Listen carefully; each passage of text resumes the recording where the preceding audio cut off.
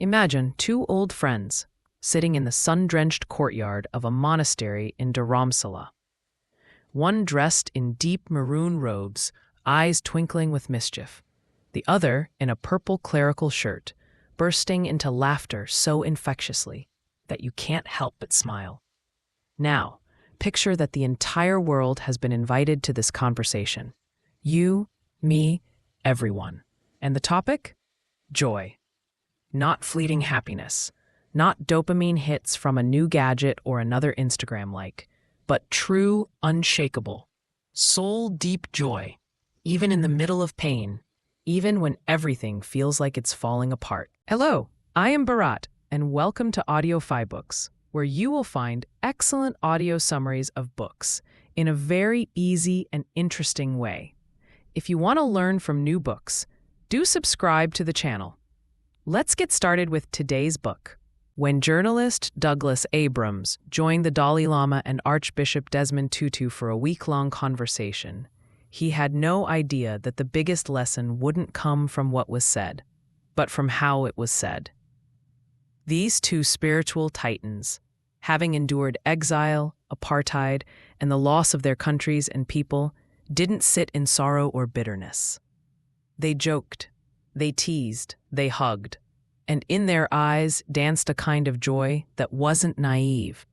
It was earned through fire. You'd think joy would be something only the lucky get to feel, the ones with yachts, or the perfect family, or flawless skin. But Desmond Tutu and the Dalai Lama flip that idea upside down. They argue that joy isn't a reward. It's a practice, a habit, a way of living. And like any skill, it's built in the trenches, through grief, through injustice, through the mundane mess of daily life. Let's walk through their conversation like we're sitting at the table with them. No lectures, no textbooks, just tea, laughter, and truth. One of the first things they dismantle is the myth that life is supposed to be easy. The Dalai Lama laughs at this notion. Life is suffering, he says, quoting the Buddha, but not in a depressing way.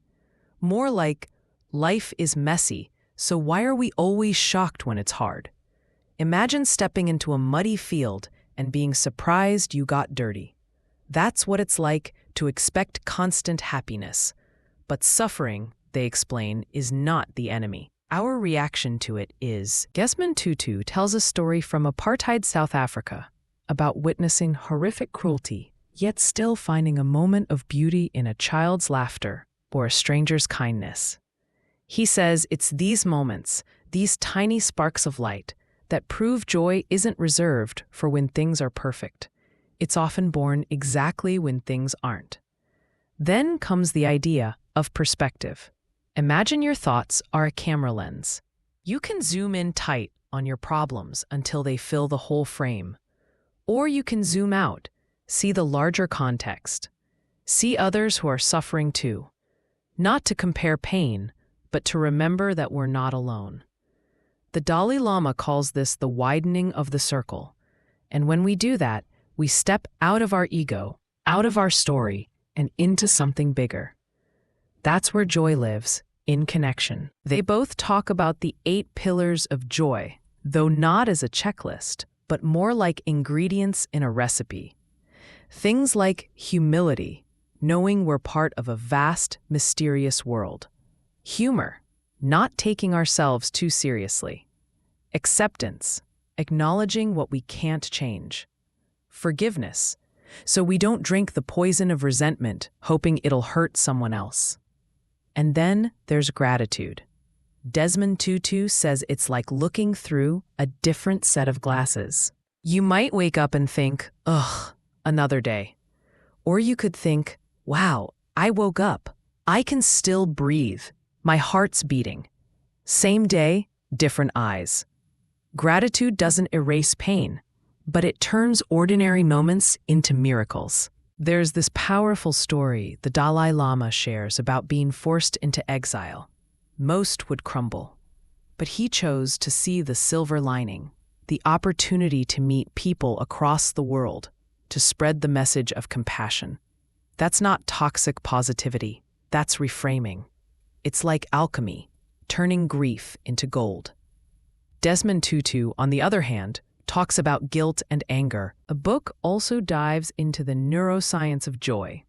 Turns out our brains are wired for connection, compassion, and gratitude. When we meditate, help someone, or even just think of someone we love, our brain floods with feel-good chemicals. It's like nature's reward system for being a decent human. But joy, they warn, is not the same as pleasure. Pleasure is fleeting. Joy is enduring. Pleasure comes from taking, joy from giving. And the most joyful people are often the ones who've suffered most. Not because they enjoy pain, but because they've learned how to alchemize it. There's a scene toward the end of their time together that feels like the whole book wrapped in a moment. The Dalai Lama leans toward Desmond Tutu, takes his hand, and says, "You are my senior mentor." Desmond bursts out laughing. "You're the boss." They laugh until they're in tears.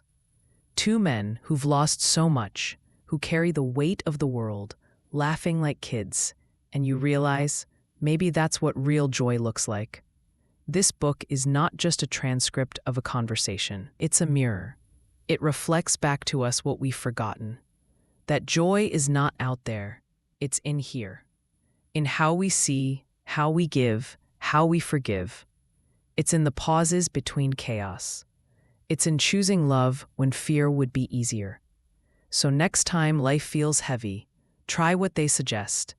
Laugh, even when you want to cry. Be kind, even when you're angry. Zoom out, breathe deep, and look for the joy hiding in plain sight. Because it's always there, waiting to be noticed.